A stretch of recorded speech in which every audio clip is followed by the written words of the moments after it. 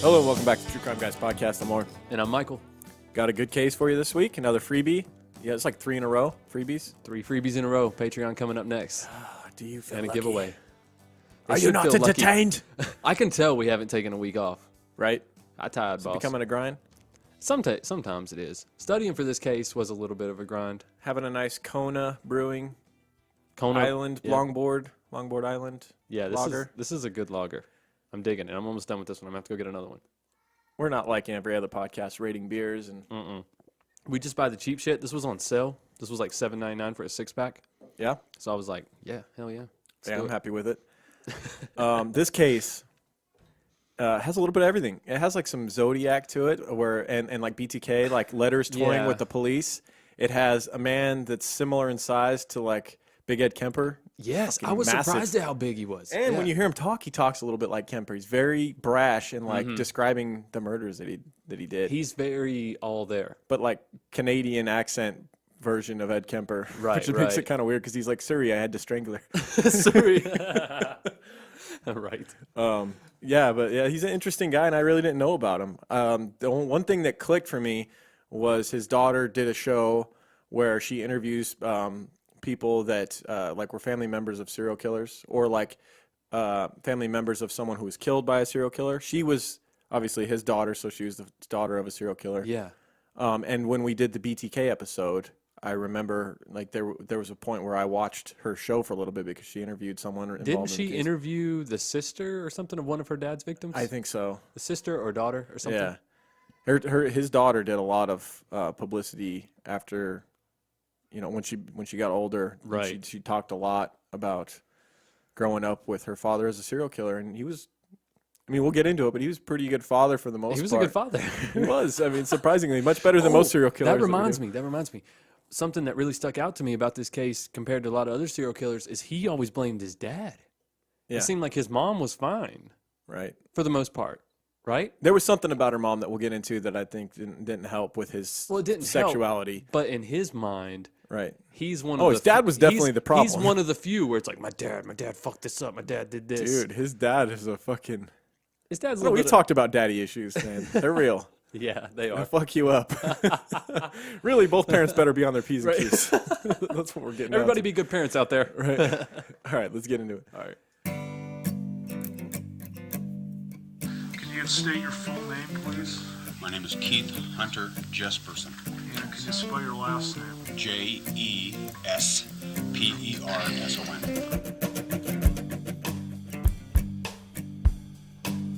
I got a hold of this woman on the CB radio, and I wanted some company. That's what we call it.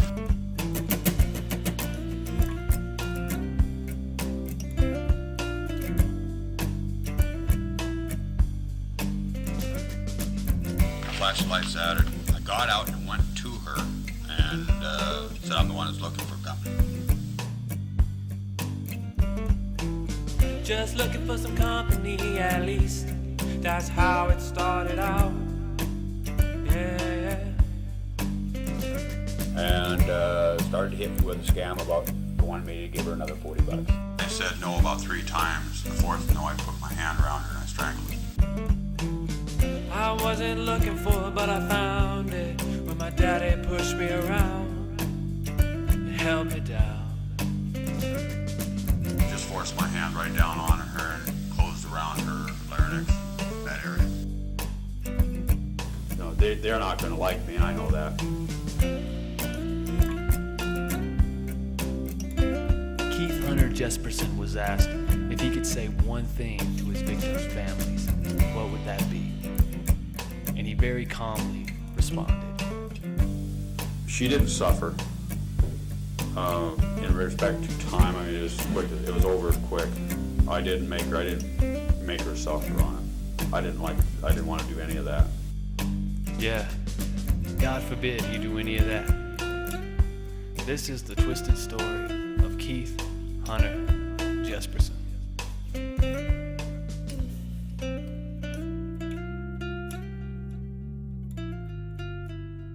So our case this week is a man by the name of Keith Hunter Jesperson. He is known as the Happy Face Killer. Not to be confused with the smiley face killer, or whatever the smiley- conspiracy that's behind that. Have you heard a little bit about that? Yeah, that's fairly new, right? I mean, it's been around for years, I think. Oh, but, has it? Yeah. Oh, okay. I I thought that was a lot newer compared to this. Oh, yeah, for sure. Okay, so the happy face killer came first, right? Yes, absolutely. That's stupid. Why didn't I don't understand why the smiley face killer wasn't the first choice. Like, I don't understand why happy face. I mean, it's petty, but still, happy face is just not a thing people say. That's not even a saying. Is that Maybe a thing they- in Canada. People say you send happy face emojis. Maybe it in became Canada? the happy face killer because the smiley I don't- face killer thing blew up on the internet so much they had to like divide, they had to separate, make it more clear that they're different. Because when Michelle suggested this one to us, this is a suggestion from our crime line writer, Michelle K. Right, Check out another- Patreon. We another just great talked one. to her, and that's been uploaded. We posted an interview with her Right. recently. It was more of just a conversation. We talked a lot of Sunny in Philadelphia. Pretty much. But yeah, when she mentioned this one to us, I was like, oh, that smiley face thing, where it was like, all these smiley faces show up near Yeah. dead men, and supposedly but it's a conspiracy thing. It's kind of like, it's almost Slender Man-ish. It's like The this, smiley face thing is. yeah, it's like there's all this speculation online, but really, like, the police say no, there's smiley faces everywhere when it comes to graffiti. right. That's what they say. Like, within you could pretty much pick like a two square mile area, and there's probably a smiley face in graffiti somewhere. You think so? That's People what are they just say. going Dude, the around, police like- may just not want to do the work. I don't know. Yeah, or maybe they can't I don't see that collaborate. many. I don't And see the- that. There's a lot of graffiti in Vegas, Right. and I don't see a lot of smiley faces. You're right there. You are true. These usually just a bunch of fucking gibberish, Yeah. or someone's a badass Or- artist and they do some cool I was about shit. to say, or if you're downtown, like the art district, then I've you're like, posted "Damn." Snapchats on our Snap of like down when I'm working down in an alley There's some incredible behind like the graffiti out beauty there. bar. There's fucking Yeah. amazing There's some graffiti back there. amazing, yeah, But mostly it's like some initials, some douchebag yeah. It's like thinks it's cool. looks like they ran out of paint halfway through. It's just Right. But the happy face killer, I do believe, was around before the smiley face thing, and it's because he taunted the police by writing letters, and he would not sign his name; he would sign a smiley face. yeah. And That's smart. so, someone else got credit for a murder that he did, his very first murder. Someone else took credit for it, got Yeah, convicted of it. A couple, right? We'll get into that, and Yeah. that's what drove him to start taunting the police because he couldn't stand that they were getting his attention. That's the downfall of so many. But I'm so glad. I'm so glad that, Right? that serial killers have that hiccup. That is their Achilles heel. is Yeah. They have to be known They for need what they it. did. Yeah. Almost all of them. It's good. That's a good thing, Right. Otherwise, they would just be out there terrorizing everyone. Right. Especially people that have the advantages of him, like another trucker. This is another trucker case. And being 6'6" or whatever he was. yeah, yeah, That's a big advantage. right. He was born April 6th, 1955. He shares a birthday with Paul Rudd, one of my favorite actors. Oh yes, the king I of just sarcasm. I just saw Ant-Man and the Wasp in theaters a couple weeks ago. It was fantastic. Oh really? He also shares a birthday with Candace Cameron. Do you know who that is? I don't. I I know know- who Zach Braff is. I know Zach Braff, Merle Haggard, great Of country singer, course. and Billy D. Williams, another actor. That's right. Yeah, he was in like The Empire Strikes Back and Return of the Jedi. A lot of Star Wars movies. The good Star Wars, it sounds like. Yeah, yeah. Well, he was also in Star Wars Episode 9, which has not even come out yet. It's due to come out in 2019. He'll be in that. Right on. So he was born to Leslie or Les and Gladys Jesperson. He was the middle child with 2 brothers and 2 sisters. Yeah, it's a bad place to be. That's man. that's not ideal. No. And he was like the prototypical middle child. That's how he was treated. Like, Yeah, and his mom favored the sisters, and his Yep. dad favored the brothers, and then he's in the middle. He's not one of the brothers because he's not one of the older ones. Yeah, it's just a weird middle child thing. yeah, and his But he's a father giant, so and it's his weird. father was just not a great dad. He was kind of an interesting guy. He had grown his background was like he was in a blacksmith family. His father was owned a blacksmith store, and it was kind of a brutal upbringing. And that kind of fell apart, and then he had to get all these different skills. Like the book that we read. Oh, let's talk about the book that we read for a minute. All right. Some of the sources. I got the book, The Happy Face Murderer by Jack Smith, The Life of Serial Killer Keith Hunter Jesperson. It is available in Audible form. That's why I got that one. There's several books on too. him, however. There's several books. This was a quick read, and it was packed full of information. It was a very good read, almost Jack Rosewood style. Yeah, very much. But a little bit more detail. I think. Yeah, a little more. It wasn't a little like- more written in novel form. Jack Rosewood's like the footnotes. It's like Yeah. if you're doing like a college paper, you just need some study You just need like material. dates and names. Right. He's your man. Right. Yeah, but it was a good book. And then there's also some documentaries and stuff on YouTube that you can find. There was a 2020 thing done where it was mainly like them talking to her, to his daughter. Yeah. Now that she's an adult and all that, and talking Right. about her experiences with him growing up and all that. And then they ended up calling him while he was in prison and doing an interview. That was really interesting to hear his actual like portrayal of how these murders happened, like, Right. and how just chilling and cold he is with it. He Obvi- just talks about it like, yeah, I went to breakfast on this day. Like that's how it like he describes his first murder as very much Oh yeah. matter of fact and straight. I think when you've had that much time to think about it, you just, I mean, and you already are a serial killer, so you're pretty desensitized to it. he was like, I'm sorry I did it, but what can I do? It's over with. Yeah, here's what happened. Move if you're on. He interested. literally said, "Move on." Like, Move on. right? And the family, and she's like, "Well, there's families that." And he's like, "Yeah, well, I can't take it back. I'm sorry, I did it." Like, It's, but I mean- like, Suri, can't take it back. Sorry. I mean, it sucks, but there's some truth to that too. I mean, He but said something that was pretty interesting. I believe he said at the time I was able to justify every killing that I did, but I can't justify it now. So he like at the time it made sense why he was killing them. One of the Yeah. girls was like he picked her up. He was a long haul trucker. Right. So I mean we've had those Robert Ben Rhodes. Yep. A little bit of Robert Ben Rhodes, a little bit of Zodiac in here. There's a little bit of everything with this guy, man.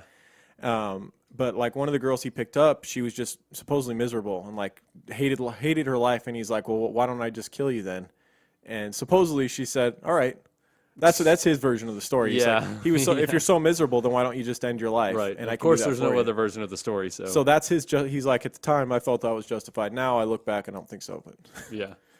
Well, we got way off track off his dad right, because his dad had a crazy life. Like Yeah. you said, he's brought up in a blacksmith home, but it was also like a very was old lower school. class, and they were kind of scraping you by. got to think his dad probably grew up like in the late 1800s, early 1900s, a different time.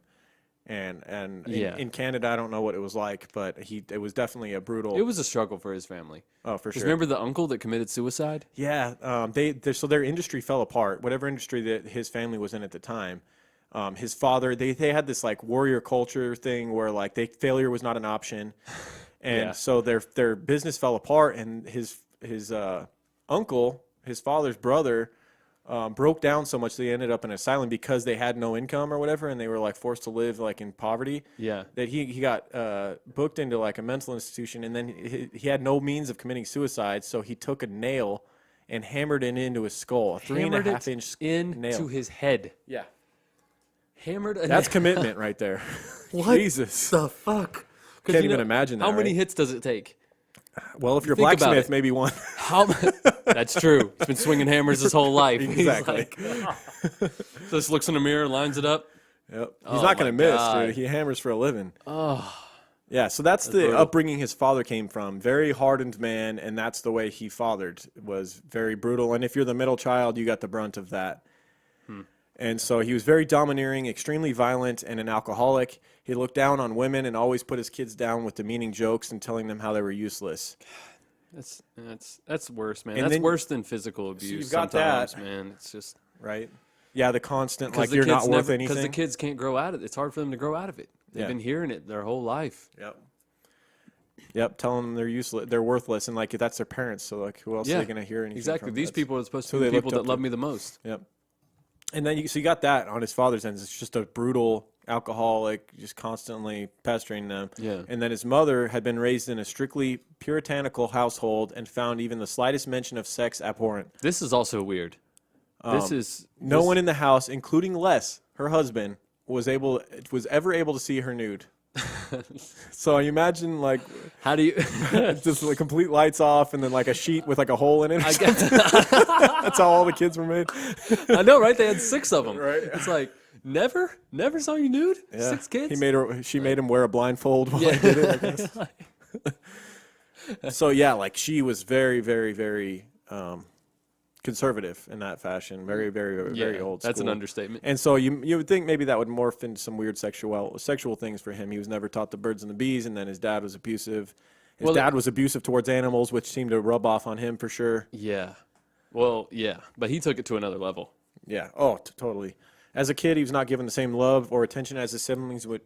We mentioned how his mother was much more fond of her two daughters, and his father Les was much more fond of his two brothers than him. It didn't help that he was awkward and large, and his parents didn't really like him. He was 6'6" and 240 pounds as an adult. So you imagine like a big, goofy teenager. He was always big for his age. Yeah, and I think bigger than his siblings and stuff, right? you Or think do you maybe- think they were all big? I never really heard I anything feel like on if that. they were all big, they would have mentioned that. Yeah, it seemed like feel he like stuck he was out, the like he was the freak big bird of the family. as far as size goes. Yeah.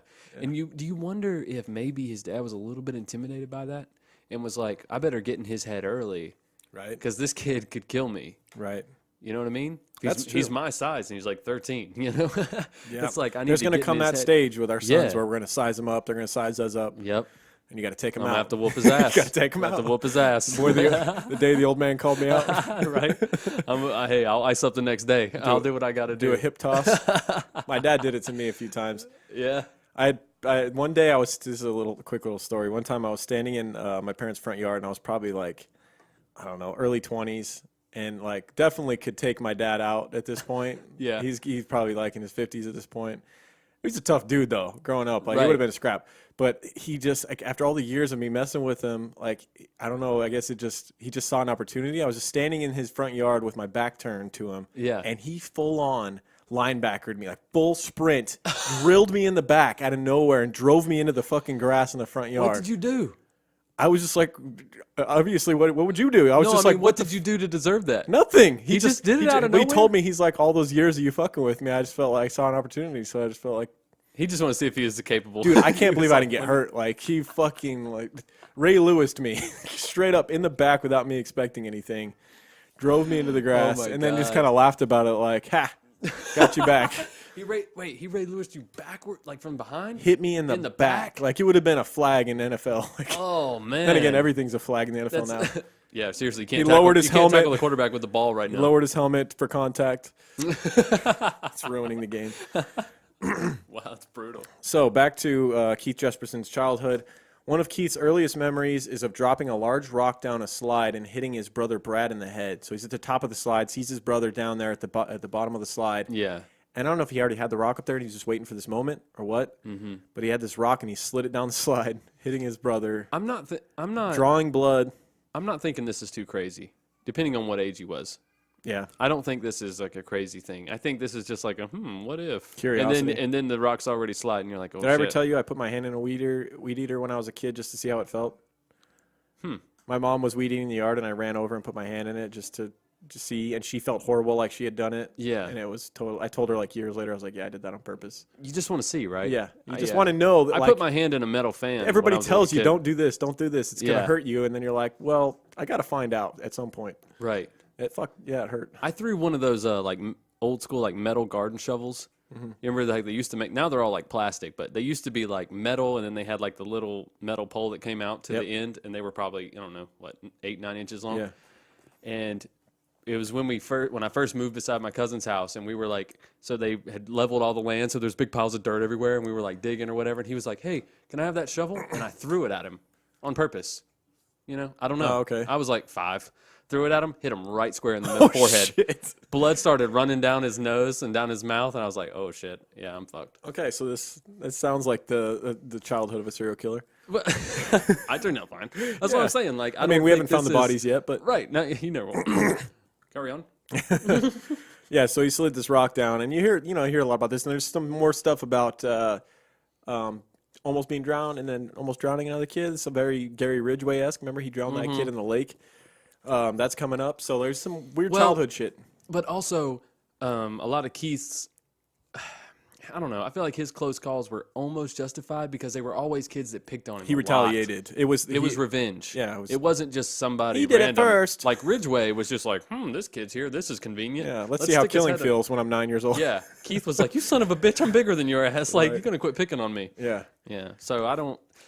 I mean, he may have took it too far, but We'll talk about it when we get to it in a minute. All right. In his early childhood, the family moved from Canada to Sala. I think it's Sala, Washington. Someone will correct us if we're wrong. Salah.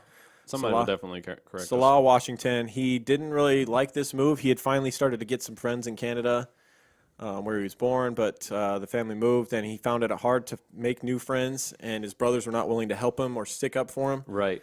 His brothers actually picked on him more. Right. Welcome to America. Jumped in on the other kids that were making fun of him. Yeah. They gave him nicknames like Igor, and they made fun of him just as much as everyone else did. Right. Because he was such an outcast, he was often acted out and relentlessly abused by his father. His father would beat him with a belt and once even gave him an electric shock as punishment. How? I think there was something to do with a battery and a wire. Wow. I don't remember that part. Yeah, the book talked about it. You must have missed it. I must have glazed over it. Yeah. But yeah, I'm curious as how that happened. Oh, I know why. Remember, he told him to pee on the fence. What? Is that what this is referring to? When he peed on the fence? Because he told him, because he used to make fun of him and call him dumb and all that stuff. And his father had just installed an electric fence. Oh, Jesus. And Keith came up and was like, "Is it really electric?" And he said, "Pee on it." And he peed on it. It really works, huh? Yeah, it really worked. Wow. So he got a shock to the So dick. he got shot. Yeah. Yikes. Yeah. Keith was a shy boy who preferred to dig holes and build forts alone rather than making friends. That's another thing. Who was it? Which one serial killer did we focus on? That was really into like digging holes and like it tunnels and holes. No, Bodies and barrels. was it him? Yeah, it was Oh, Bodies and Barrels guy. He was a digger. Oh, okay. Yeah. Seems pretty common. They try to they daydream about. Oh, it was also shoe guy. Oh, Jerry Brudos? Jerry Brudos. Remember, he would dig holes or like make caves or dig holes and like try to pretend that he was gonna have like a dungeon for girls to bring that's down. right. Yeah. There. Maybe that's not as rare as we think. Yeah. Yeah. I don't know. Digging as a child is pretty fascinating, though. Very normal. Yeah. But if they got like an underground house and tunnel, then it's a little bit. It depends on if you're like, oh, look, cool, it's First my of all, cave, come hang out. But if you're like, hey, this is a dungeon, I'm going to keep naked women in here and make Right. them be my sex slaves. That might be a little creepy. And as it's a kid. dangerous. Yeah. Because that thing will fucking collapse on you. That could escalate quickly. Yeah, you need to reinforce it. Yeah, you You're definitely going to need have some a sex shoring dungeon equipment. underground. Yeah. By the age of 5, Keith was already an avid animal abuser. Oh, man. But there were yeah. some things where like, I feel like he had a chance to not be, but like it was. I feel like this is more nurture than anything because he was just brought up and taught that he wasn't worth anything by his family and any kids in school.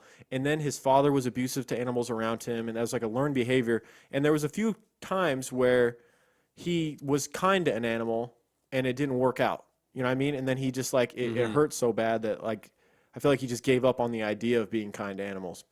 We'll get to some examples, but some of the examples of him hurting animals. He often found feral kittens and would tie their tails together, hang them over a clothesline, and watch them scratch each other and fight until they were dead. I feel like there's a lot of listeners who know somebody who did that. Really? Yeah, I do. I feel like I've heard that story. I've heard that. Remember I told you about my friend's grandpa who buried the cat? Yeah. If you listen to our episodes, it was in one of our earlier episodes. I told that story. He said this too. Wow. He talked about doing this. And this just seemed not as bad as burying a cat up to the neck, but it's still bad. I mean, you're still killing one of them, and the other one It's much wants like to die. dogfighting, where you're forcing them to fight to the death. Right, In a yeah. sense. He also strangled animals and enjoyed the feeling he got from taking their lives. And this is something that would continue. This was very like abnormal, I think, is usually with serial killers from the ones we've studied. I can't think of a single one where their animal like obsession with killing animals continued as they were killing humans. As they were killing people. Anytime like something like if they got like cut off in traffic, he would have to go find a fucking cat and kill it. I feel like it was like taking a bump of something. Right. Like killing an animal. It was just like, oh, I'm so fucking mad. I need to strangle a cat real quick. Right. Talk about a bully. Like in between murders, you got to and murder a coward, something like little. you got to find some little defenseless cat and kill it. Like Yeah, for no reason. you're 6'6", 240 pounds, and you're finding some strangling fucking cats. house cat to Like, kill. what? It's weird that it continued on. Yeah. Usually they move on to killing humans, and then then they've they- never fuck with animals Right. anymore because it's not like they're beyond that now. Yeah. He claims that his father was proud of him even when he tortured animals. So something like his father would come across him messing with animals and harming them, and like that was one of the few times he actually got any kind of. Well, like you mentioned earlier, he had a few animals that he was nice to, a few animals that meant something to him. Like he had a certain crow, right? Wasn't there a crow that couldn't fly or something? Yeah, I was getting to that. We'll just talk about it now. There was a crow that he had come across that had a broken wing. He did like a splint on the crow's wing and was like healing it back to life. I think he had it out in the garage, like a Yeah. detached garage, and he had it and he was like mending its wing Right. and taking care of it. And his brother and his brother's friend came across it in the garage, Yeah. trapped it under a milk crate, and started throwing rocks at it until Okay, it died. this is a perfect example. Those brothers didn't grow up to be serial killers. And That's that was true. not that, I'm telling you, that was not that crazy for that time. Being a kid at that time, it wasn't, animal cruelty is not that rare. Yeah, Like, well, they were there's taught by their people who- dad, it's just a crow. you know? Exactly. There's a lot of people who won't admit it. There's a lot of people who don't. But I'm saying right now, that was not that, not that strange. I had friends that in the neighborhood that would either throw rocks at birds or like shoot them with a pellet gun off the, like a street light. You should for no ask- reason. I you mean, should I- ask your grandfather Hunting's about one- animal cruelty. Hunting's one thing where, you're eating the meat and you're killing them humanely, but like I've witnessed many times in the neighborhood I grew up where kids Yeah. would just harm animals just for the fun of it, for sure. Yeah. But I mean, like, I'm talking about like this period, like this generation. Oh yeah, and the further you go back, the more common it is. Now Exactly. now it's discussed, thankfully. Now you're better off killing a human than a dog. Yeah, now if someone catches wind that you hurt animals, like people Facebook Live themselves hurting animals, and the world blows up against them. You're Satan. Right. Yeah. So and around this time when he's hurting all these animals, he claims that later he claimed that as a young child he wondered what it would be like to kill a human. So he's already got these thoughts. Dahmer-esque. Dahmer started thinking about that real young too. Right. At the age of 9, he called a woman a bitch. I think in traffic. Right. Her 16-year-old son got out of the car, punched Keith, knocking him down, and then kicked him with pointy-toe cowboy boots.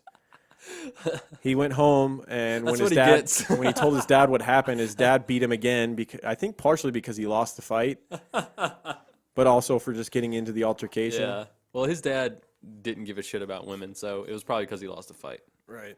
Yeah. His dad was kind of a douche. Yeah. Keith, we talked about the crow. So the crow thing, that was one example where he actually was kind to an animal. Right. And when that happened, when they killed his crow that he had named Blackie, by the way, Clever. weird old school thing. When he found out that his brother and his brother's friend had killed the crow, he like tore apart some shit in the house. I think he like broke some of his brother's stuff. Yeah, And his dad his freaked brother had out. like model airplanes. Yeah, And he like threw him out the window. Yeah, he like broke all of them and threw them out the window, and his dad was mad about that. His But- dad said it's just a stupid crow and punished him for destroying the planes. And Exactly. didn't punish his brother. And all Keith saw was, I got punished, and he didn't. Right. He also had a favorite dog that had taken a liking to him, one of the household's dogs, and the dog's name was Duke.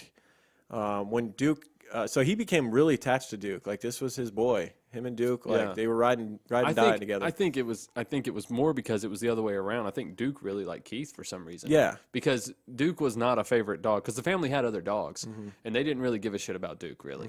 And I think that's why it. they took were to both the Keith. black sheep. Yeah, they were. Yeah. So Duke started getting a little bit older though. He needed more care, but I think Keith was more than willing to take care of him and all his stuff, and still loved Duke. And he still had time left. Duke was not by any means ready to go yet. However, one day when Keith was gone, he returned to find that I think one of the gardeners at the house or somebody told him that Duke had died. Mm-hmm. And so when he went to his father and confronted him about it, his father finally came clean and said that that Duke was old and he had taken him out and shot him. Yeah. And so this really obviously Keith was pissed not stupid. this He piece- realized what happened here. This pissed Keith off. Yeah, He's like, I leave, and then all of a sudden, Duke gets sick. Like, this doesn't make That any fast? sense. Yeah. yeah. So I guess Keith started being real cruel to his father's favorite dogs. Yeah. I think kicking them when they're not around. Keith wasn't was around all and about some stuff. revenge, man. It got to the point where one time, every time Keith would come near his dad's dogs, they would scamper away because Yeah. what he had done to him before. And at one point, he was out front, and he went near one of the dogs, and it ran out in front of a car to get away from him and got ran over. Oh, shoot. Yeah. Well, they shot Duke, man. That's not cool. Yeah. Shot Duke But, for I mean, no the other dog didn't deserve to. No, it didn't. It didn't. But I hope his dad really liked that dog. Just doesn't sound like a good household to be a dog in, regardless. This doesn't sound like a good household to be in. Yeah, or a bird or any kind of animal. Or a person. Right, that's true. He had a childhood friend, one of very few, named Martin, and he often blamed Keith whenever he did something wrong. So this guy was This also was not a friend, man. This Martin dude was tall, like one of the few dudes that was kind of tall and goofy, like Keith was. Yeah. And I don't think he had a lot of friends, so the two hit it off because they really didn't have any other options. And this dude would, because he was tall and goofy like Keith, he would get into trouble and he would blame Keith for it because they looked alike. Right. And a lot of times Keith's father, this dude Martin knew that Keith's dad would beat him like right in front of everybody. He didn't care. So he would kind of like coax it to happen, it seemed like. Jesus. You see that a lot. Like when two kids that don't fit anywhere and get picked on all the time, when they're together, instead of being friends, a lot They pick on people that they can pick on, right? In boys, right? I mean, I don't know about girls, but yeah, they'll pick on somebody they can pick on because it just makes them feel better, even for a little bit. Yep. And then they'll treat their one real friend like shit. Yep. And you don't have any other ones. Mm-hmm. It's something I think most people grow out of, but it's very common. Yeah. Keith got fed up with Martin one day, becoming so angry that he beat the boy until he was unconscious. He then began choking him and he later said he would have killed him had his dad not come across them and pulled him off. So this would have been his first official murder attempt. Man, I don't doubt it. At a very young age. Yeah, I don't doubt that at all. When Keith was a preteen, he had an encounter with a neighbor who made Keith and some of his schoolmates take their clothes off. So this is a local pedophile. This is creepy. The neighbor then removed his own clothes and tried to get the boys to touch him inappropriately. At this point, Keith freaked out and ran off. When he later talked to the other kids, though, he had realized they had told him that they had been sodomized. And the book, I think, said that one of the kids' parents, they had told the parents what had happened with this guy, and the guy disappeared. So I think one of the parents killed him. I ain't mad about it. Rightfully so. I ain't mad about it. Right. His dad later gave him a BB gun, which he supposedly used before the guy disappeared to shoot the guy in the genitals with the BB gun. He'd been shooting everybody in the neighborhood with the BB gun, by the way. He shot another neighbor in the ass while the neighbor was bent over picking raspberries. Guess what, Keith? This Christmas, you're finally getting that Red Ryder. Shoot your eye out, kid. Right? Here we go with the near drowning. One summer while swimming, a boy who didn't like Keith decided to mess with him by holding his head underwater. I've had this happen to me by an older dude, like a buddy's stepdad held me underwater to the point where I felt like I almost drowned. It's Really? traumatic, dude. Like getting held underwater by someone who's a lot older and stronger and you can't do anything about it. It's not fucking cool. Like that happened to my mom, and she's still afraid of water today. Like she will not go underwater. yeah, man. Like if you playing around with kids and stuff, like, be careful how long you mess with them because like they may be a lot worse to them, and you might think it's not a big deal, but like It's a big deal. yeah, he was just laughing when I came up, and I was like pissed. Like I was ready to swing on him. I don't care what happened. That's how mad I was. Fun fact, though, humans have an average of 6 minutes of reserve air. Wow. So it's not as dire as you think, but still, like It mentally, feels, it's like waterboarding. Like you're fine, but you feel like you're dying, so that's Exactly. terrible. You know? Exactly. He says he was underwater so long he saw black and nearly lost consciousness. He soon retaliated at a public school, holding the same boy that had held him under. He was bigger, so when he retaliated, he held this kid's head underwater until a lifeguard finally pulled him off, and he also says that he would have killed him had the lifeguard not saved this kid. Right. That's two that he would have killed. I think at this point he realized that, hey, I'm big, I'm strong, like I'm not going to take this shit anymore. I think Right. at this point in his life, you kind of start to see this turning point. Yeah, and each time he's getting the better of these other kids. Yeah, he's tired of being the victim. He beat down his friend that had messed with him, and then he almost drowns this kid. Right. So he would have killed two people if adults hadn't stopped it. Yikes.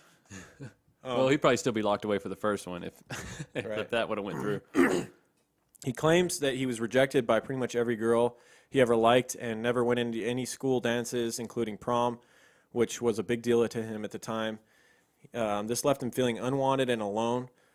Now, he later said that he had lost his virginity at age 14 when he raped a girl, though. And there's not a lot of details on that. But Yeah. tells you the psyche of a kid who's almost killed two kids already and at 14 already raped someone. I wonder how old she was. Right. That's disturbing.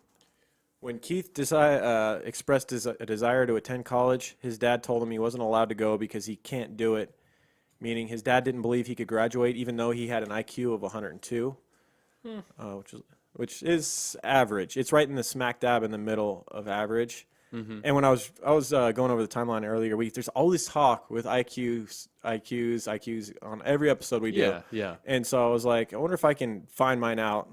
So I went and they have like online, when you type in IQ, like the top one that comes up, there's an IQ test you can do online. Yeah.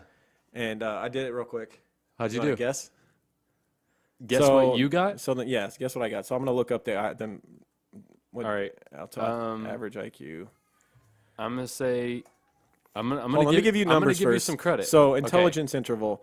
So 85 to 114 is average. 115 to 129 is above average. 130 to 144 is gifted, and 145 to 159 is genius.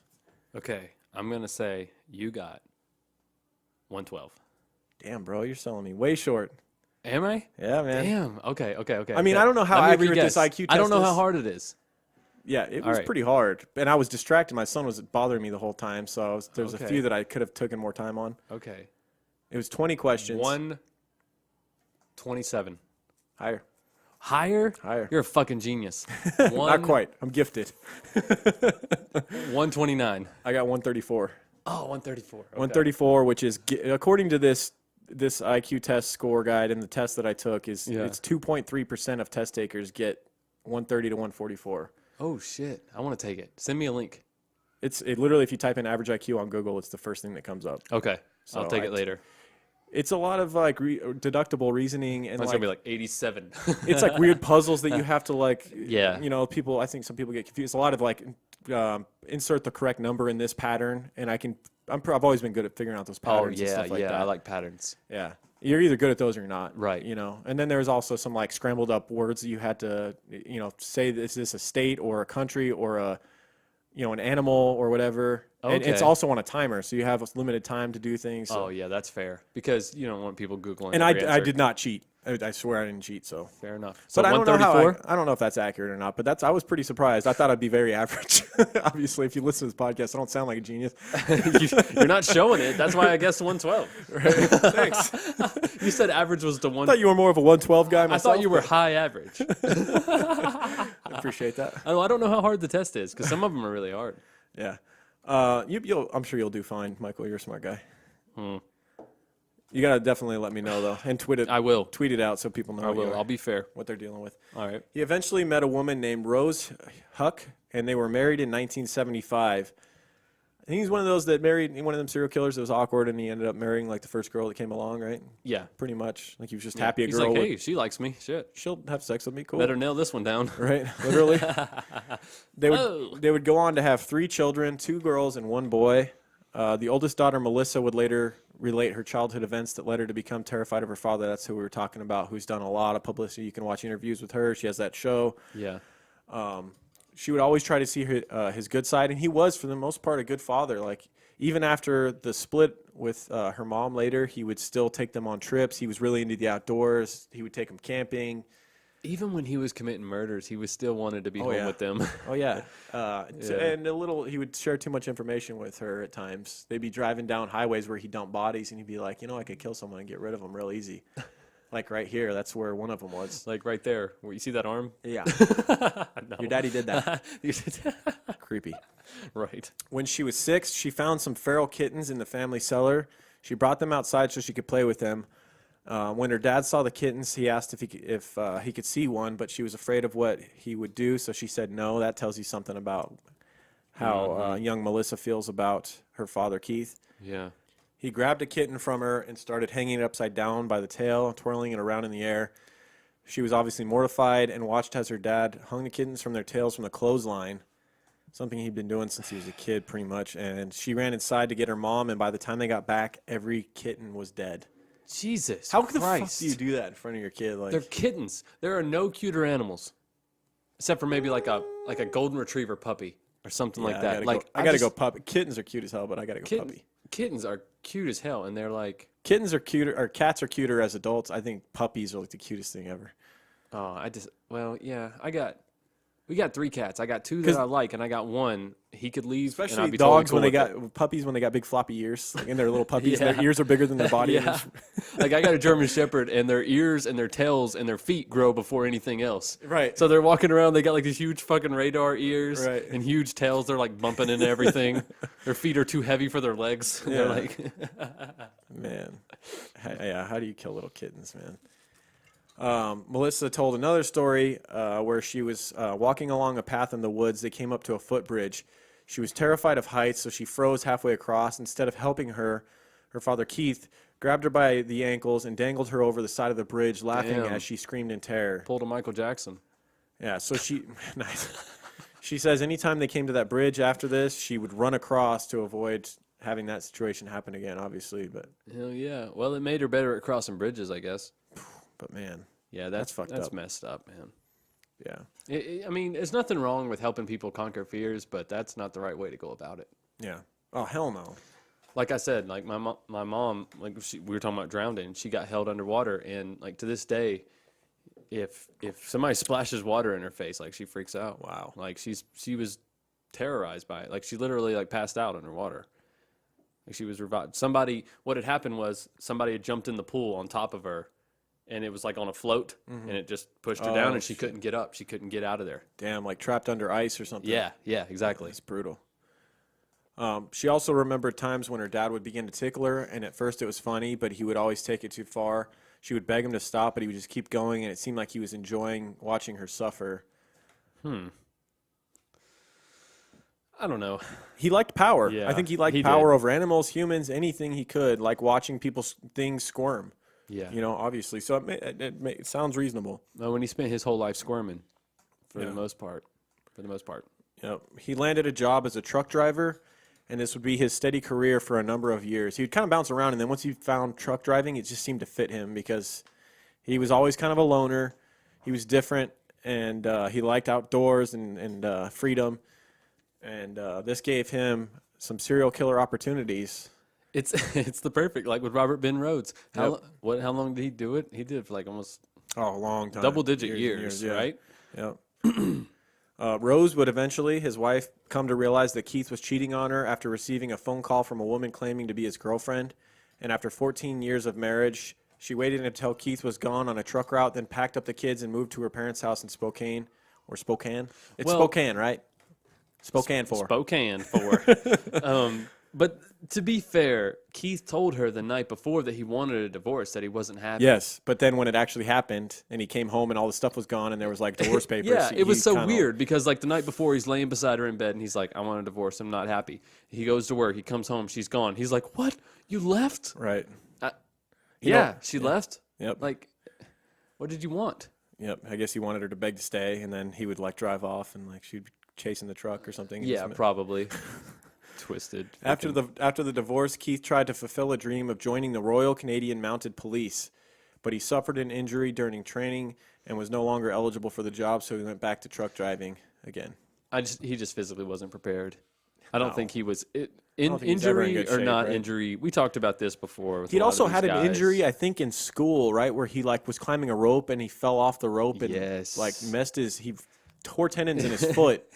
That's where he lost like his first girlfriend. Was like, Yeah.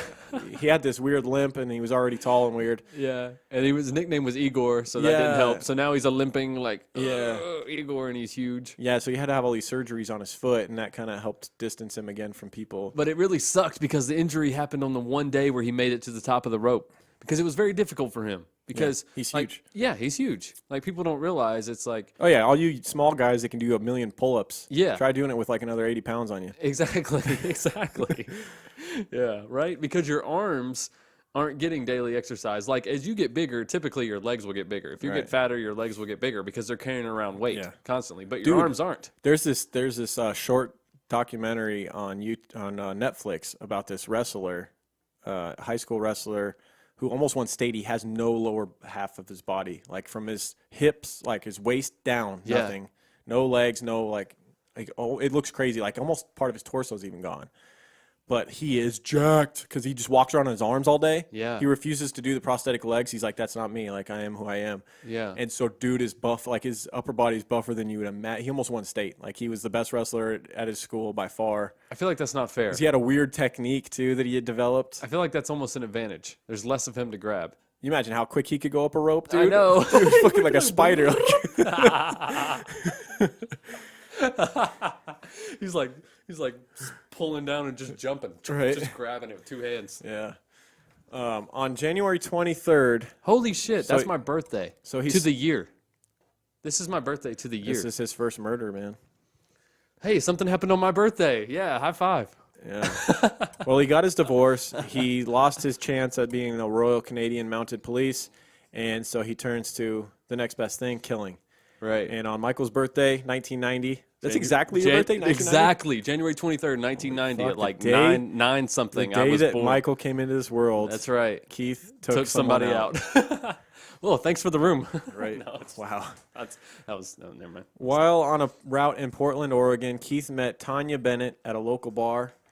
She was a fun-loving girl that was too trusting of strangers. She was kind of like a She bar was. fly. She would hang around bars, and like she was known. Like the guys that frequented the bar were kind of warning her, like, you shouldn't leave with these random guys. Like, Yeah. you can't trust A them. lot of people had warned her about this, Yeah. from what we can tell. And Keith had been hanging out at this bar that he'd never been before and drinking, and he met Tanya.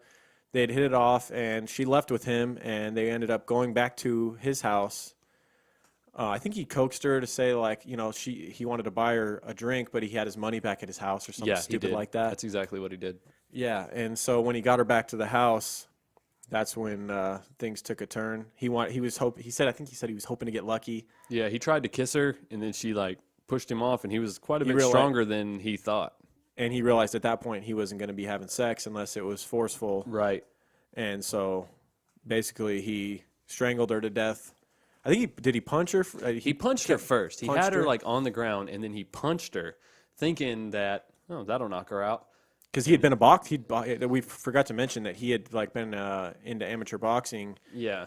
and been known to drop guys supposedly. I mean, who knows? Well, but that's like everybody that we've covered. right. Seems like everybody was a boxer at some point in time. Yeah. But yeah, he thought that he had a lot of confidence in his strength apparently, and he didn't knock her out. 6'6", 240.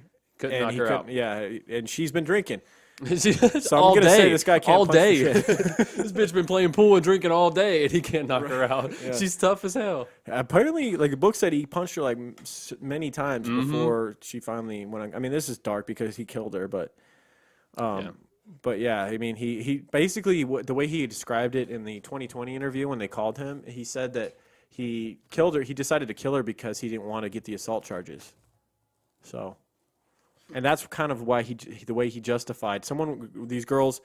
He ended up having didn't want to get the. Oh, okay. He ended up having 8 victims, and it seems like most of them he would make sexual advances, and they would either turn him down or whatever. They wouldn't want to do what he would want to do, so he would get violent, hit them, and then he would realize, like, okay, I'm going to go down for Right, because sexual assault and, Yeah. and battery or whatever, or I can just kill him, and that won't be a problem anymore. you got to understand. I don't think he enjoyed the killing process very much. It was just a way to cover up the sex crime. Yeah, exactly. You know? But if he let these women go, I mean, he's not exactly your average dude. He's what, 6'6", Yes. he's 240, he's got huge, thick glasses. he's He goofy, was nearsighted thick from a child. glasses. He's driving a specific truck. Like, it's He looks like Buffalo Bill. yeah. He looks like the dude that played Buffalo Bob and Joe Dirt. He looks like a giant freak with glasses. Right, No offense right. to anybody big with glasses. No. So yeah, Tanya's murder. Her body was soon found because he dumped her. After the murder, he went back to the bar where he kills her at his house, leaves her there, goes back to the bar, orders a drink, and starts kind of building an alibi. He wants to like be seen there again, Right. so that he can later tell the police, like, oh, I was still at the bar. Yeah. He then went back home, loaded Tanya and her belongings into his truck, and dumped them in the woods before continuing along his truck route. Her body would soon be found by a young woman riding a bike. The murder made headline news, but there were no leads and no suspects initially. They had talked to patrons at the bar, and they had said that she had left with a large man, but that's pretty much all they had. They'd never seen this guy before. He wasn't a frequent customer like they were. Right. The police were at a loss until they suddenly received a promising lead. A woman named Laverne Pavlinac set up a meeting with police to inform them that her boyfriend, John Sivnovsky, killed Tanya. And so this was like an abusive, drunk boyfriend that she had. Mm-hmm. And he had supposedly confessed to her that he had killed this girl. The police weren't unaware of it at the time, but Laverne had gotten all of her information from the newspapers and TV, including information on where the body was found. And so she implicates her boyfriend, and in order to get out of their abusive relationship, she had done this, tried to get him locked up, but it backfires on her. She had hoped that he would be arrested, and that would be the end of it. However, she had planted a note in John's bedroom with the victim's name on it, and bought a purse that she was trying to act like belonged to Tanya, and left it in his room, knowing the police would find it. Yeah. Rather than John being arrested, both Laverne and John were arrested for the rape and murder of Tanya Bennett after She's like, wait, oh shit. Well, what implemented happened was they weren't moving fast enough on her boyfriend, and so she calls and like confesses that she played a part in it. Damn, he must have been She a was just- real piece of shit. And what the real icing on the cake for the police are like still kind of like, man, I just can't see this old lady that looks like my grandma, with no record, playing part in the murder of this young girl. So they still weren't convinced. But what finally convinced them is that she was able to, like, they put her in the car and they were like, all right, drive us to where the body was dumped. And she was able to drive them very, very close to where the body was dumped, based off of what the news had put out there, supposedly. Oh. And so with that, they found her guilty, and she was sentenced to no less than 10 years in prison. John had also been arrested for the rape and murder of Tanya Bennett, and he was sentenced to life in prison. Her boyfriend was, right? Yeah. That's crazy. Yeah. Laverne tried her best to recant the confession and explain to police that she had made everything up based on what she had read in the paper and saw on TV. Kind of reminds you of Nick Yaris a little bit. Oh, yeah, when he saw the article in the newspaper. Yeah. Except, I mean, she gave a lot more about this. Well, there was more out there.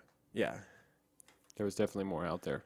The police didn't buy it, and they both remained in prison. And you got to keep in mind, they didn't really have anything else to go on. So these people come, they confess. She brings them to where the body was.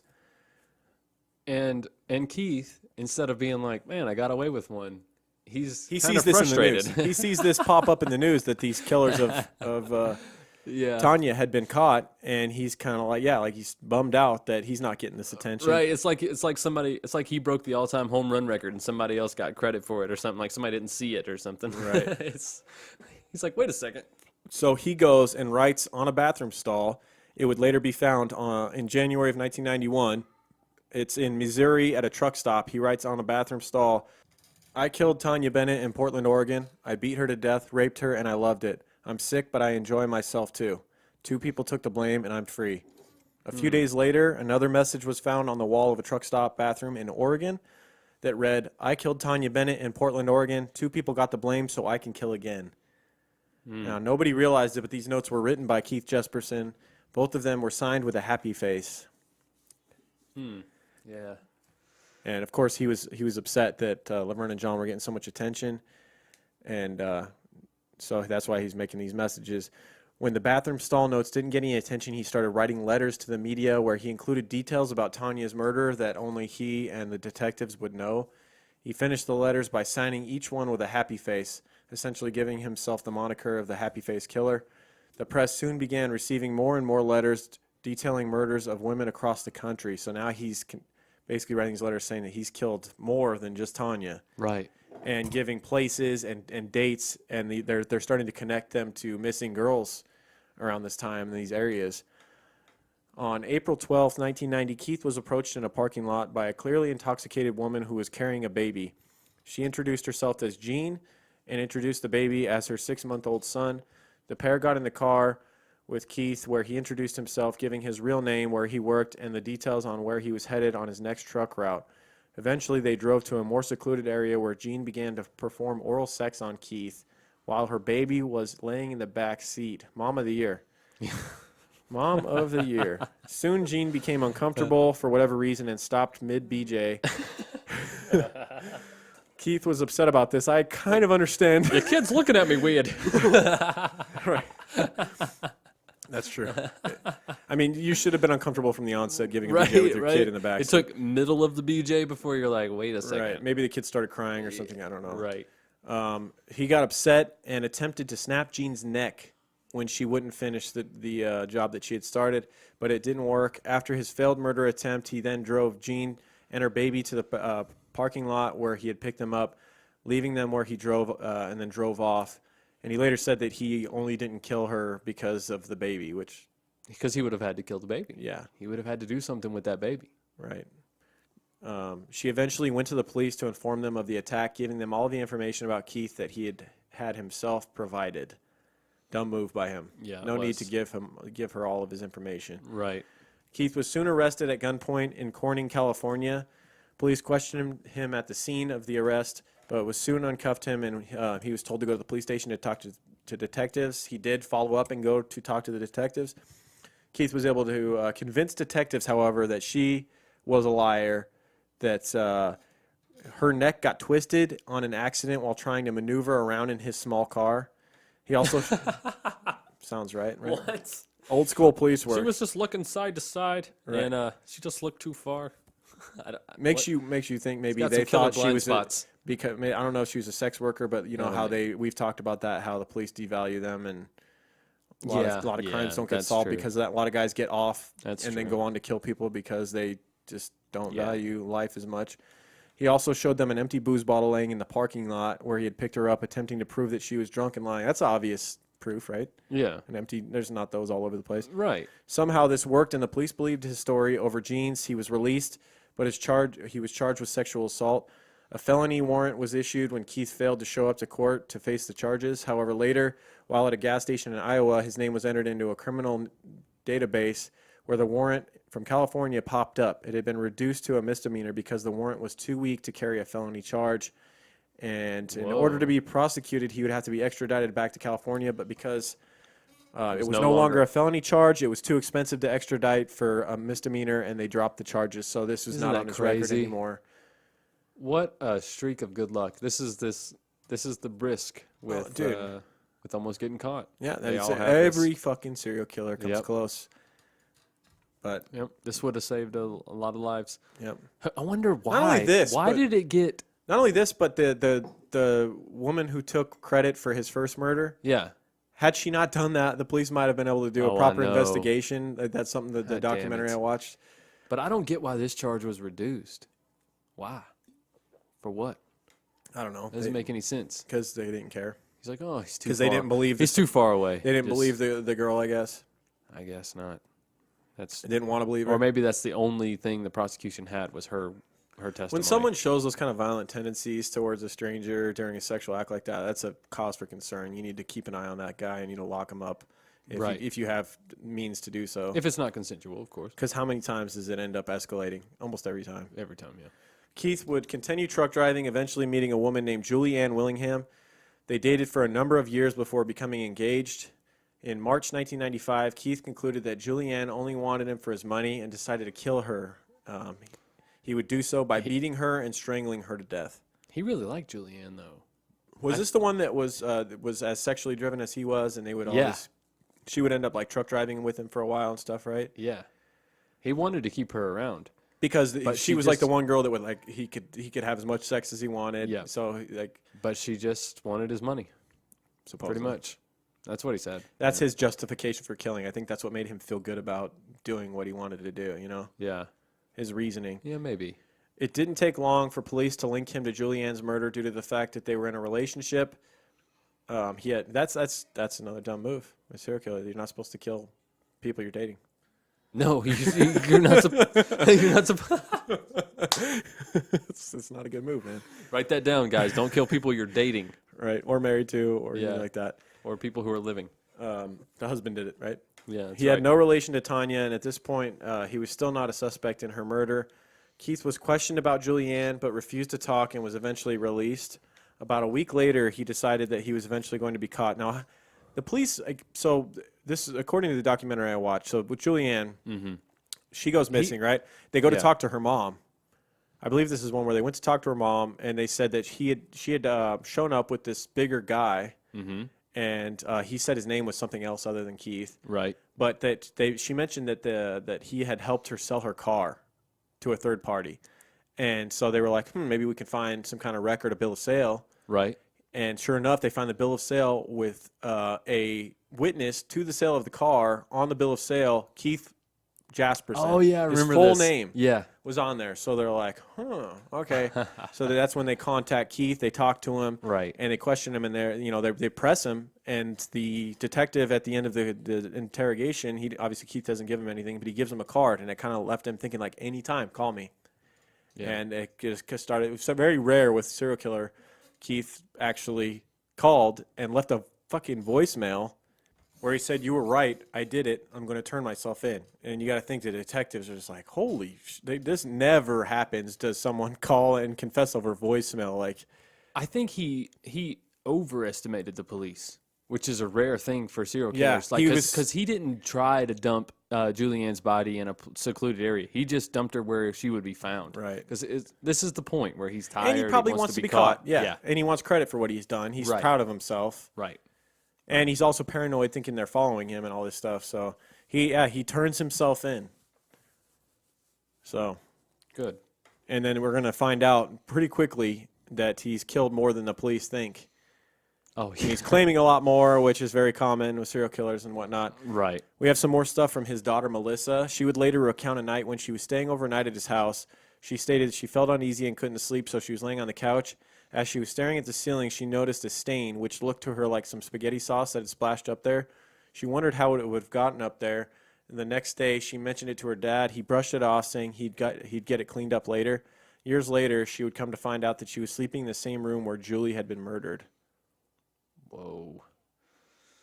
Thanks, Dad. Wow. What a comfy place. During further questioning for the murder of Julianne, Keith confessed to a number of murders throughout the U.S. You know, being a truck driver, it's real perfect for a serial killer. They got an excuse. Pick someone up, kill them, and then dump them in another fucking They jurisdiction. could be anywhere. And especially during that time where there was no surveillance. You know, it's like, you know, when you're talking about the 80s and early 90s, it was just... Truck or drivers need 70s, dash cams. Right. They should be required to have them on. We're getting there. But everywhere you go now, everything is you got cell phones tracking everywhere you go, all this stuff. Just over a year after the incident where he tried to unsuccessfully snap Jean's neck while her child lay in the back seat, a body of a woman was found near Blythe, California, having been raped and strangled to death.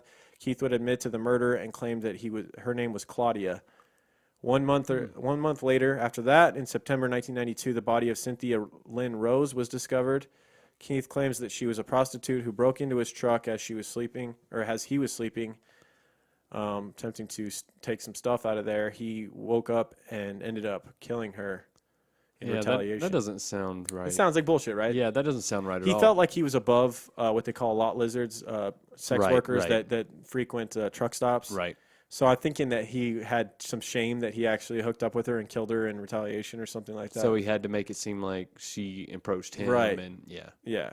It was noted that he used duct tape that he kept in his truck in order to bind some of his victims. So that was something that he told the police, and then they were able to match up. Yeah. His daughter, Melissa, would later recount a time when she was in Keith's truck and had found a roll of duct tape, but was almost all gone. She asked him what it was for and why it was almost gone. He said he used it for work, duct tape is so common, and it all looks the same. Melissa, this is, dude. It's not like going to Walmart like buying 5 some tie-dye duct tape. Like, it's probably Yeah. just regular gray duct tape. It's either gray or red or whatever. You used it for everything. Yeah. I have duct tape all over here. Right. As an adult, Melissa would be shown an evidence photograph inside her dad's truck, and the photo was the same roll of duct tape. They all look the same, Melissa. Yeah, it's duct tape. It's duct tape. That's one thing I can't ride with you on, Melissa. Yeah. I mean, maybe it was the same one, but we'll never know. Right. And you won't either. In November 1992, the body of Lori Ann Pentland was found. Keith says that she was also a sex worker who tried to double her fee after they had already had sex. As though he's admitting it to it this time. He's admitting to it. Yeah, but I think he made it clear that it was different when they I have worked sex at with lot truck lizards. stops. I don't Yeah. pay double the price. I don't. Right. I don't do this happy hour shit. She then threatened to call the police, a bold move, if he didn't pay, and he got mad and hit her. He didn't want to be charged with assault, as we talked about, so he strangled her to death. It's better to have a possible murder than a guaranteed assault in his mind, I guess. Well, he's been getting away with them just fine thus far. So Yeah, that's true. In July 1993, a woman's body was found in Santa Nella, California. She was considered a Jane Doe whose death was ruled an overdose until Keith confessed to killing her. How can you strangle someone to death and then they say it's an overdose? I mean, I guess it depends on the decomposition. Yeah. And if they're, if they were indeed a sex worker, they probably just don't care. Yeah. You know. It depends on what they had in their system and how much of it, I guess. Yeah. Too. 1 year later, in September 1994, another Jane Doe was found in Crestview, Florida.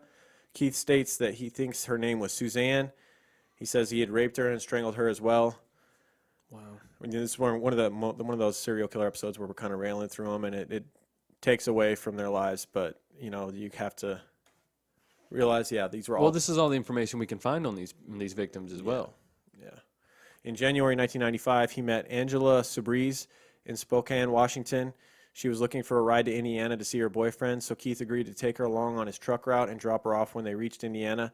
After about a week of traveling, Angela got a bit impatient and asked Keith if they could hurry it along This was the I excuse. remember this girl because like every time she wanted something, she would just seduce him. She would seduce him and they would have sex, and then she would ask him for something. And then she would seduce him and they would have sex. She would ask him for something over and over again. And he finally got wise to it. And he's like, wait a second. Like she wasn't even letting him sleep. She wouldn't even, according to him, she wouldn't let him sleep. She would like wake him up every 30 minutes or whatever and be like, hey, we need to hit the road. You know, you could just drop her off somewhere and say, hey, I can't drive you anymore. Exactly. Rather than killing her. Exactly. So his justifications Just get are the fuck such a out of my joke. truck. Find your own ride. Right. Yeah. He got extremely upset about another request from her and retaliated by raping and strangling her to death. Makes sense to a serial killer, I guess. He didn't want her identity to be discovered. This one is dark, guys. This is something I've never heard before on all the episodes we've done.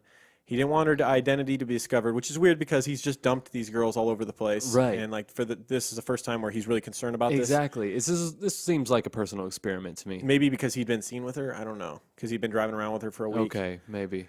So using nylon rope, he tied her face down to the undercarriage of his truck and dragged her dead body along the road for nearly 12 miles. And when asked why he did this, he said that it was to destroy her facial features and her prints. Guys, she had no arms when this was done. She had no face and no Yeah, arms. I can imagine, All the yeah. way up to her torso, all the way up to almost her shoulders was completely eaten off. That's unreal. And nobody called in on this because they thought it was just roadkill. They thought it was just debris in the road or whatever. Her body would only be found after Keith's confession to her murder, and he led her to the dumps, or led the police to the dump site. Her body was only identifiable through DNA and X-rays. Yikes. So in some ways it worked, I guess. Yeah, that is so brutal. Pre-DNA, it would have worked. Keith claimed to have murdered up to 160 people, but later recanted most of those statements, confessing in a letter to his brother that he definitely killed 8. Yeah. That's a little bit off, Bo. Buddy. Right. He told his brother to destroy the letter after he received it, but the brother had made the decision to turn the letter into police, furthering the evidence they already had against him. Ultimately, he would be given 3 life sentences, but was able to avoid the death penalty by claiming that he murdered the women in non-death penalty states before dumping their bodies across state lines, which I guess is hard to prove otherwise, where he actually killed them, you know? Right. Didn't he also contemplate going back to Canada where there's no death penalty? But that wouldn't have mattered. Right. But he had thought about it. He thought long and hard about it. But at this point, he had been in the U.S. for so long, I don't think he had any connections in Canada. There's nowhere for him to work, nowhere for him to live. Now, you might be wondering what happened with Laverne and John Sosnovsky, who had taken the fall for his first murder. They each ended up serving 4 years because of Laverne's false confession. They would end up being released 2 months after Keith was convicted. Upon release, John's charges were expunged. However, Laverne's charges stuck. Though she was released, the judge decided that because of the fact that she may have completely derailed the entire investigation, her charges would stay on her record, as they should. She may have cost some of these other girls their lives later on. They might have gotten on to Keith had it not been for her doing that. You're right. That was You're right. really fucking dumb thing to do. It was. Very selfish. Absolutely. Keith's oldest daughter, Melissa, has written a book and done multiple interviews detailing her life with serial killer Keith as her father. She also started a show called Monster in My Family. That was the one I was talking about. Yeah. She meets with other children of serial killers, notably the daughter of BTK, allowing them to meet with family members of their father's victims as well. So puts them in kind of an awkward position. It's a little weird. A weird show. I wasn't that into it. I'm like, this is just kind of awkward. Like, The show? yeah, it was, I don't know. I mean, if you like it, that's cool, but You're into that kind of thing. Like, Right. whatever. No. So that is Keith Hunter Jesperson, the Happy Face Killer. The Happy Face Killer, the terribly named Happy Face Killer. Definitely killed 8 and definitely didn't kill 160 like he said. Yeah, it's like I either killed 8 or 20 times Where do they that. come up with these numbers, man? They're just trying to be crazy. They're trying to be like the most prolific. They're like, I'm already going to jail for life. I might as well tack on some extra shit. Right. Who do you think the most prolific one we've done is? Gary Ridgway. Gary Ridgway? You think he's Yeah. more than Randy Kraft? Oh. Randy Kraft had like 70-something names on that list. And, I mean, dude, why write them down? Why Right. write them down? Why take the time? Those two are That close. list was so personal. That's Those what two are makes me close. think he and really I feel did like it. Randy's victims were even less desired and like they were easier to get away with and like they were not covered up by the police, but just Yeah. not really fully investigated because focused on. not only were they a lot of them were sex workers, but they were also gay in a time where it was really kind of like whatever. Like Yeah. they were almost like, well, good, get them out of the street, get them off the streets. Like that's a lot of police officers looked at it at the time. Yeah. They would just dump them off the side of the road, and police wouldn't really look into it. There's just too many. At the time, there's so many bodies popping up in Southern California. When Randy Kraft was at work, it was William Bonham was doing his thing. Yeah. Yeah, it's all the freeway killers, Patrick Kearney. So it was just a mess. So he probably could have gotten away with more than Gary Ridgway even. But Ridgway he did a lot. He did. Yeah. But man, we've had some monsters on here. That's it. So that's Happy guys. Face Killer. Yeah. We hope you guys enjoyed it. Let's do some shout-outs and some advertising, and we'll get out of here. All right. See you for a Patreon exclusive next week. Let's start out with that. Patreon.com/TrueCrimeGuys. There are 16 exclusive premium episodes on there, many of which are 3+ hours long, most of which are 2 hours or more. Right. And some of the bigger name cases you can imagine, like West Memphis 3, like Gary Ridgway, who we just discussed. Right. Like Jeffrey Dahmer, like John Wayne Gacy. And then we got some other crazy stuff like Jonestown. Billy the Kid. Which is seeming to be a crowd favorite of the Patreon supporters. Yeah, something a little lighter. A lot of people like Billy the Kid. A likable character. Maybe we'll for do once. another Wild West one here pretty soon. Maybe next week. Yeah, maybe next We week. haven't picked it yet. Right. Super prepared. Right. We'll get a great book and we'll study it hard. We'll be fine. That's right.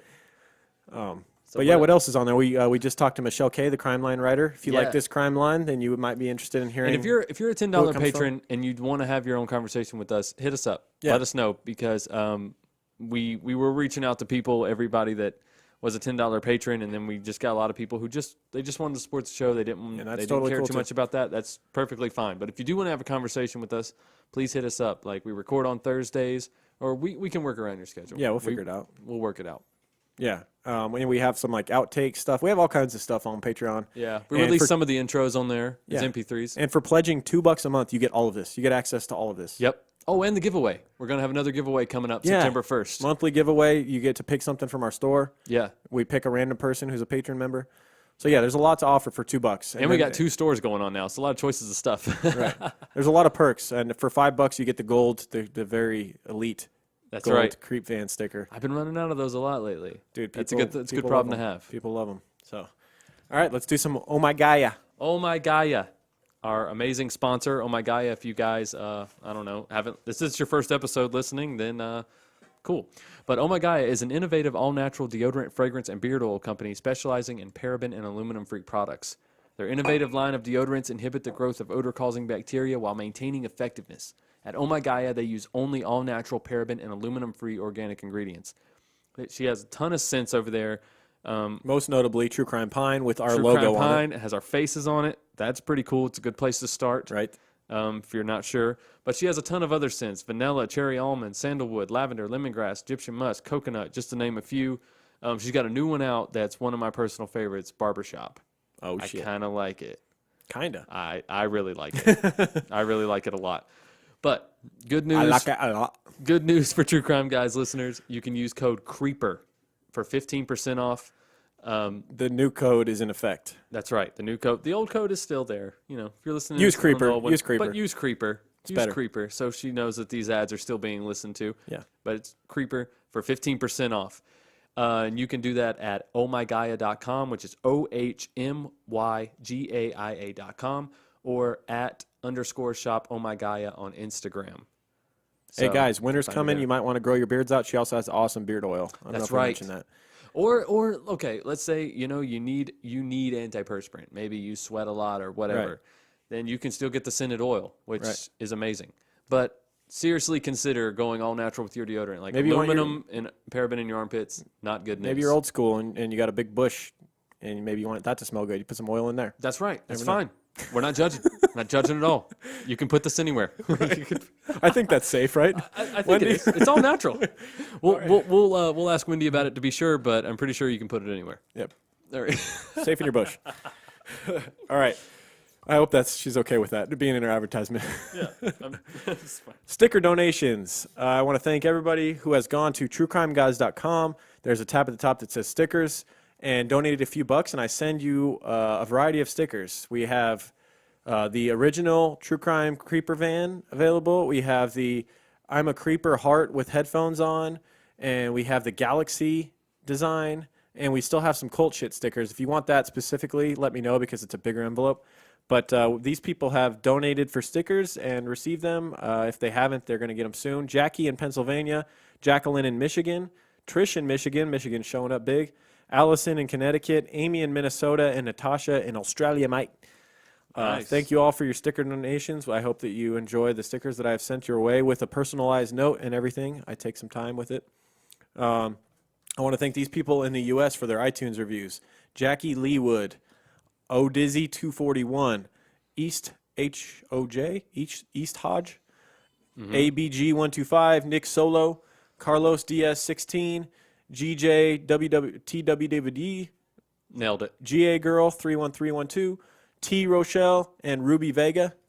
And from what I can tell, we don't have any new written reviews from other countries. So, Oh, really? UK. Well, thanks for Canada, clicking 5 stars at least. Australia. Write us some stuff. Come on, mates. Hey, Chris Sharp over there in UK. Get your get your mates up. Also, the Write some guy reviews. that wrote a review, and it was literally a review of The Big Lebowski, and gave us 5 stars, so I appreciate that. Too. Yeah, I know who that is. He's an idiot. He's a friend of mine. Okay. He texted me. He's like, "Did you see my review?" I was like, "Yeah, I saw your stupid fucking review." No, I'm just kidding. Thanks, Andy. I appreciate it, brother. Right on. Is that about it? Follow us on the social medias, guys. Twitter, Instagram, @TrueCrimeGuys. We have a Facebook. We have a closed Facebook group if you want to be a part of. Also, that's a great place to make suggestions on the closed group. Right. Because that goes straight to Michelle K, and she's way more organized at keeping we track are. of those things than we are. Yep. So she runs that group. Guys, go on there. Tell her what a great job she's doing because she's doing amazing. She's keeping Lauren's spirits up, changes the show completely, and you can leave suggestions on there. But yeah, True Crime Guys on Facebook, Instagram, Twitter, and you can follow me on Instagram and Twitter at and I'm Michael. And I also run the True Crime Guys Facebook page, so you can talk to me on there or whatever. Anything else? I run the Twitter, so if you want to talk at That's True right. Crime Guys, hit that up. Yep. Anything else? Follow us on Snapchat, True Crime Guys. Yeah, why not? Follow us on I don't Snapchat. hardly do anything on there, but I respond to people that tweet, that snap at us. So. Sometimes we snap on recording day. We send out some silly stuff. You're right. All right, guys. That's Thanks it. for hanging out with us. We will see you next week if you're a patron member. Otherwise, we'll see you in a few weeks. Keep creeping. Keep creeping, guys. True crime guys, in the desert we like a mirage. It's okay if you clicked on us cause you thought we was True Crime Garage. Now we ain't mad at you, sit down, let us talk at you. I'm talking to the creeper army, we out here making murder, get murder, get murder. True crime guys, in the desert we like a mirage. It's okay if you clicked on us cause you thought we was True Crime Garage. Now we ain't mad at you, sit down, let us talk at you. I'm talking to the creeper army, we out here making murder charming.